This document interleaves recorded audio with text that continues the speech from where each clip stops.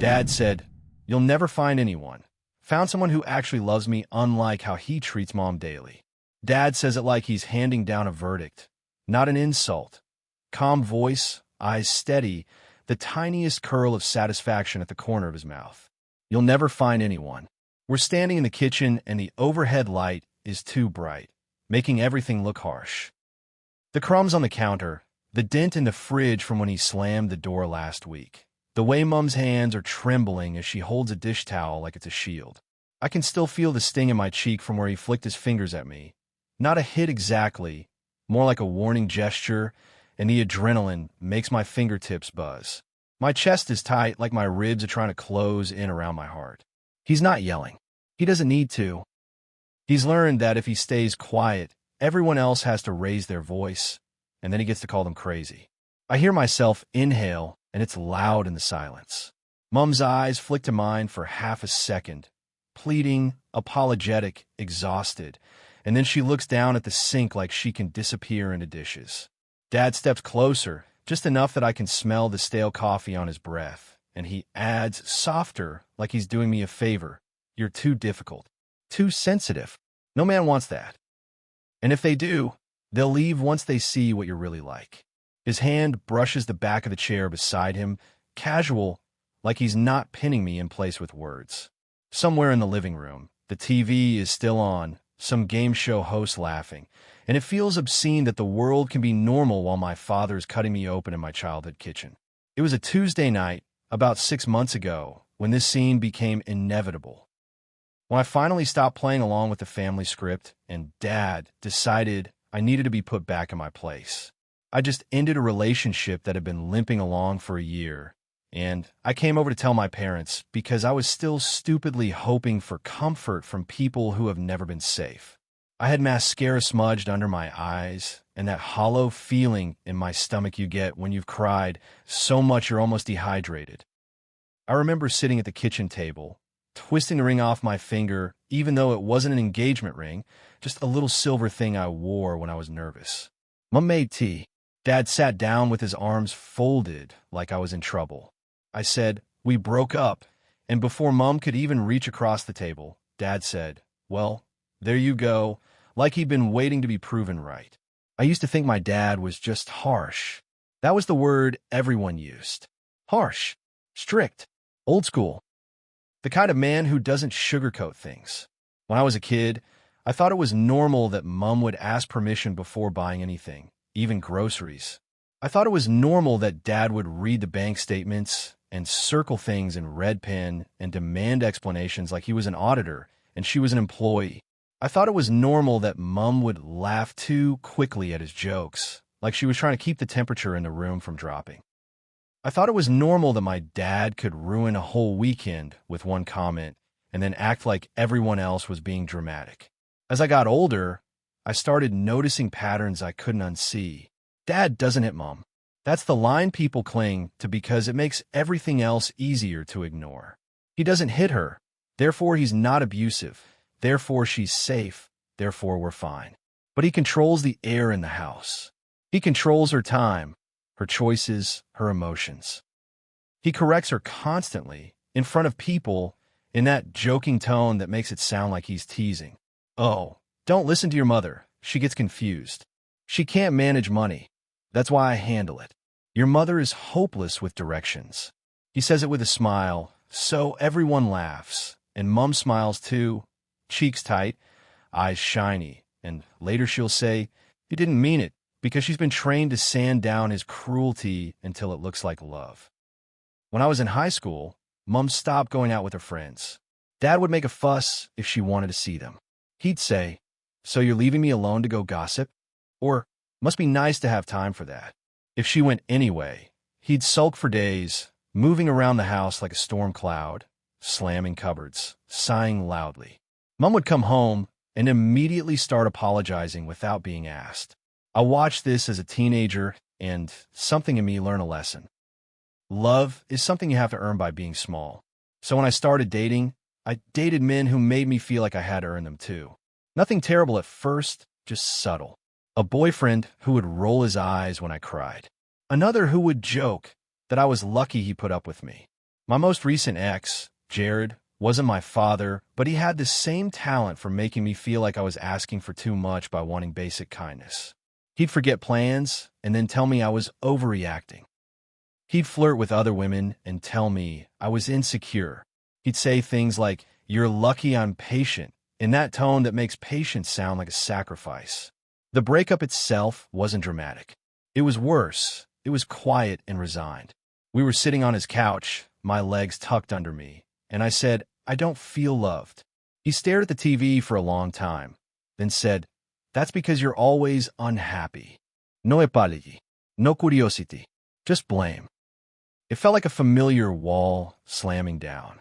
After I left his place, I drove to my parents' house without thinking because some part of me still believes Mom will fix things if I just show up sad enough. She opened the door, took one look at my face, and pulled me into a hug that was more desperate than comforting, like she was trying to absorb my pain before Dad noticed it. Dad was in the living room, remote in hand, not even looking up. When I told him we broke up, Mom did the tea thing. Dad did the verdict thing. He said, "You always ruin relationships." He said, "Men don't like drama." He said, "You're going to end up alone if you keep acting like this."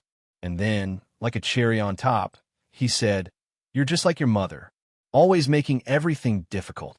Mom flinched at that. I saw it. She kept stirring sugar into her tea, even though she doesn't take sugar. Her hand shook so hard the spoon clinked against the mug. Dad didn't notice or didn't care. He kept talking, getting more animated the more he saw me shrink. He loves it when he can make himself the authority on my life. That night, I finally snapped. Quietly, not screaming, just refusing. "Please stop talking to me like that," I said. "I came here because I'm hurting." Dad leaned back and looked at me like I'd disappointed him. "See," he said to Mom, "this is what I mean. She can't handle the truth." And Mom, God, this still makes my throat tighten. Mom didn't defend me. She didn't defend herself either. She just stared at the table and said, "Let's not fight. Like peace is always worth more than truth." I went home with my chest on fire, and I sat in my apartment and stared at the wall for a long time, feeling this weird mix of grief and rage. Not just for the breakup, for the fact that my father could kick me when I was already down and call it honesty.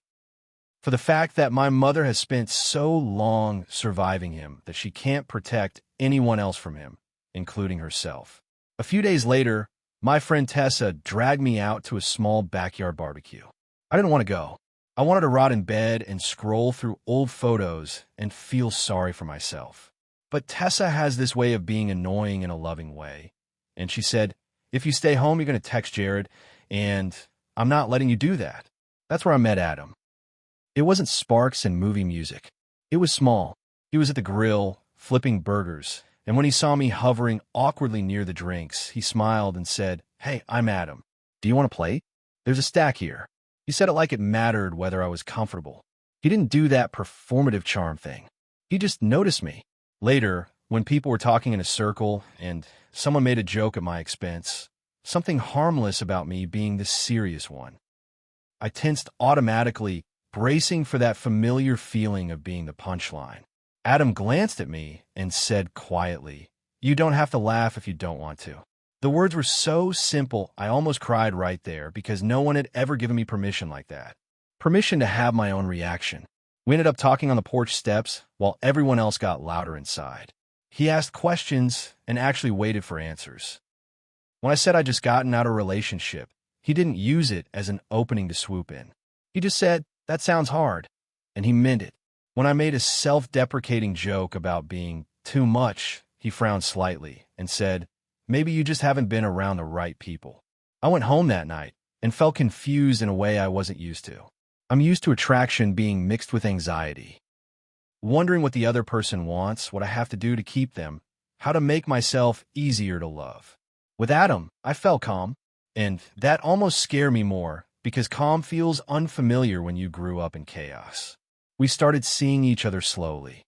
Coffee dates, walks, a movie where he let me pick the snacks and didn't tease me for choosing the boring ones. The first time I got quiet because I was overwhelmed, he didn't demand an explanation or accuse me of sulking. He said, "Do you want a minute?" and sat with me without making my silence about him. The first time I cried in front of him, really cried, ugly cry, because I got a message from Dad that said, "Don't be dramatic." Adam handed me tissues and said, "I'm not going anywhere." I kept waiting for the switch. The moment he got tired of me. The moment he'd say, "You're too sensitive," because that's what love has always been in my head, temporary tolerance. But he didn't switch. He stayed consistent in a way that felt almost unreal. And the more time I spent with Adam, the more I started seeing my parents' house with fresh eyes. Not as home, but as a place where Mom lives like a ghost. I started noticing things I'd minimized for years. How Dad talks to Mom like she's incompetent. How he corrects her stories in front of guests. How he makes her feel guilty for resting. How he watches her like she's going to misbehave. How she flinches when he walks into a room. How she asks, "Is this okay?" before doing anything, even offer me another piece of bread. One Saturday, Adam and I went to my parents for lunch. I've been avoiding bringing him there because I didn't want him to see the ugly parts of my family, and because I didn't want Dad to poison something good. But Adam said gently, "I'll follow your lead," and I decided I couldn't keep compartmentalizing my life forever. We arrived, and Mom lit up the way she always does when there's company. Like she can become a different version of herself if someone else is watching. Dad shook Adam's hand too hard, smiled like a salesman, and immediately started asking questions that weren't questions, more like tests. "So what do you do? What are your plans? Where are you from?" He does that thing where he tries to find the spot where you'll feel defensive, then presses. Adam answered calmly, politely, not trying to impress. And Dad, of course, didn't like that. Because Dad likes people who either submit or fight. Calm is harder to control. During lunch, Mom got up 3 times to refill Dad's drink before he even asked. On the 4th time, she tripped slightly on the corner of the rug and the glass sloshed. A few drops hit the table. Dad sighed loudly. "For God's sake, Linda," he said, not yelling, but sharp enough to cut. "Can you do anything without making a mess?" Mom froze. Her face went pink. "I'm sorry," she whispered, and she grabbed a paper towel like she was trying to erase herself along with the spill. Something in me snapped. Not rage exactly, more like this deep, cold certainty. "Dad," I said, voice steady, "stop." He turned his head slowly, like a predator noticing movement. "Stop what?" he asked. "Stop talking to her like that," I said. My hand was shaking under the table, but I kept going. She spilled a few drops. "It's not a big deal." Dad's eyes narrowed. "Don't start," he said low. Mom murmured, it's fine," because she could sense the weather changing and she wanted to prevent a storm. Adam didn't speak, but I felt his presence beside me, solid. His hand rested lightly on my knee under the table, not gripping, not controlling, just there. It made me feel brave in a way I hadn't felt in that house since I was a kid. Dad leaned back in his chair and looked at me with that familiar expression. Disappointment and superiority mixed together. "See?" he said, gesturing vaguely, like he was presenting evidence. "This is why you can't keep a man. You always have to cause problems. You always think you know better." And that's when he said it. The line. The verdict. "You'll never find anyone." That's where we are now, in the bright kitchen, Mom clinging to a dish towel, Adam standing just behind me in the doorway because he went to the bathroom and walked back into the scene like stepping into a trap. Dad doesn't look at Adam when he says it. He's talking to me like Adam isn't even there, like he's already erased him because Dad doesn't want to acknowledge evidence that contradicts his worldview. My mouth is dry. My heart is pounding. I glance at Mom, and her eyes are wet, but she's still not speaking. The old part of me wants to swallow the insult, make peace, leave quietly. The newer part of me, the part Adam helped grow just by being decent, stands up straighter. "I did find someone," I say, and my voice shakes, but it doesn't break. "And he doesn't talk to me like you do. He doesn't talk to Mom like you do." Dad's face flickers, irritation flashing through his calm mask. "Oh, so you're accusing me now," he says. "In my own house." "It's not an accusation," I say. "It's what happens every day." Mom whispers, "Please," and I don't know if she's pleading with me to stop or pleading with Dad to stop, or both. She looks like she's bracing for punishment later. Adam steps forward slightly, still calm. "Sir," he says, and it's the first time he's addressed Dad directly. His voice is polite, firm. "I'm not here to disrespect you, but I'm not comfortable watching you speak to them like this." Dad's eyes lock on Adam now. "And who asked you?" he says, and the friendliness is gone. "This is family business." Adam doesn't flinch. "When someone is being harmed, it becomes everyone's business," he says, simply. Dad's nostrils flare. He turns back to me like Adam is just an annoying fly. "You think you're so grown now," he says. "You come in here and judge me because you've got some boyfriend telling you what you want to hear. You'll learn. Men leave. They always do. And when he leaves, don't come crying back here." Mom makes a small sound like a suppressed sob. It cuts through me because this is what she lives with. The constant threat of abandonment. The constant reminder that she's lucky anyone tolerates her. That same poison Dad is trying to pour into me. I can feel my hands trembling, but I also feel something else. Anger on Mom's behalf. Anger I've swallowed for years because it was easier to pretend Dad wasn't that bad than to face the fact that my mother has been shrinking in front of me my whole life. "Don't talk to me like that," I say, and this time my voice doesn't shake. "And don't talk about Mom like she's a burden." Dad laughs once cold. "There it is," he says. "The drama." Mom whispers, "I'm okay," but her voice is so small it barely exists. I look at her. "Mom," I say gently, "you don't deserve this." She flinches like I hit her. Not because my words are cruel, but because kindness feels dangerous to her. It invites hope, and hope has gotten crushed so many times. Dad stands up, chair scraping the tile. "Enough," he says. "If you go to disrespect me in my home, you can leave." My stomach flips because some deep childhood part of me still fears being kicked out, still fears losing whatever scraps of approval I've been chasing. But then I remember Adam's apartment, warm and calm. I remember the way he says my name like it's something precious, not something to be corrected. I remember that love can be safe. "Okay," I say, surprising myself with how steady it comes out. "We'll leave." Dad's eyebrows lift, like he didn't expect me to accept that so easily. He expected bargaining, tears, apologies. He expected control. Mom's head snaps up. "Wait," she whispers, panic rising. "Don't." I walk to her and take her hands, and her skin feels cold. "I'll call you later," I say softly. "I love you." Her eyes fill. "He'll be angry," she whispers, "and it's not about me leaving. It's about what happens to her when I'm gone." I swallow hard. "I know," I whisper back. "I'm sorry." Dad watches us like he's watching a scene in a play he hates. "Go on," he says, voice dripping with contempt. "Run off. See how long it lasts." Adam and I walk out, and my legs feel like jelly. In the car, I grip the seatbelt strap in my fist like I'm holding on to something. My chest aches. My throat burns. I stare out the window at the street I grew up on and feel this crushing grief for the little version of me who thought love was supposed to hurt. Adam doesn't talk immediately. He starts the car, drives a few blocks, then says quietly, "Are you okay?" And that question, simple, sincere, breaks something open in me. I start crying so hard I can't catch my breath. It's not just the fight. It's years. It's the way Dad's voice has lived in my head, narrating my worth. It's the way Mom has lived inside a cage and told herself it's shelter. I don't know how to help her. I gasp, wiping my face with my sleeve. I don't know how to get her out without making it worse. Adam's hands tighten on the steering wheel for a second. "We'll go at your pace," he says. "But you're not crazy for seeing it, and you're not wrong for naming it." That night, Mom called me while Dad was in the shower. She whispered like she was hiding contraband. "He's furious," she said, voice shaking. "He said you've turned against him. He said that man is filling your head."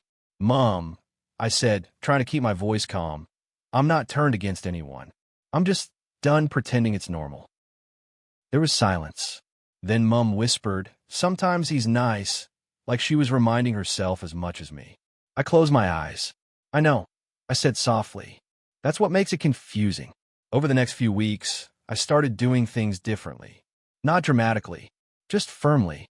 I stopped answering Dad's calls. I stopped going over without notice. When Mom wanted to see me, I invited her to meet me for coffee near her work, away from the house. The first time I did, she looked around the cafe like she expected Dad to appear out of nowhere and drag her back. She kept her phone face down on the table like it might explode. She drank her coffee too fast. I feel like I'm doing something bad, she whispered. You're having coffee with your daughter, I said gently. That's not bad. Mom stared at her hands and said quietly, He says I made you disrespectful. I felt anger flash, hot and bitter. He says that because he wants you to believe you caused it, I said. So you won't see that he caused it. Mom's eyes filled. She shook her head. I don't want to start over, she whispered. I don't have money. I don't know how. That's when Adam, who'd been sitting quietly, letting Mom set the pace, said something that made Mom look up. Linda, he said gently, you don't have to decide everything today, but you deserve options. Options.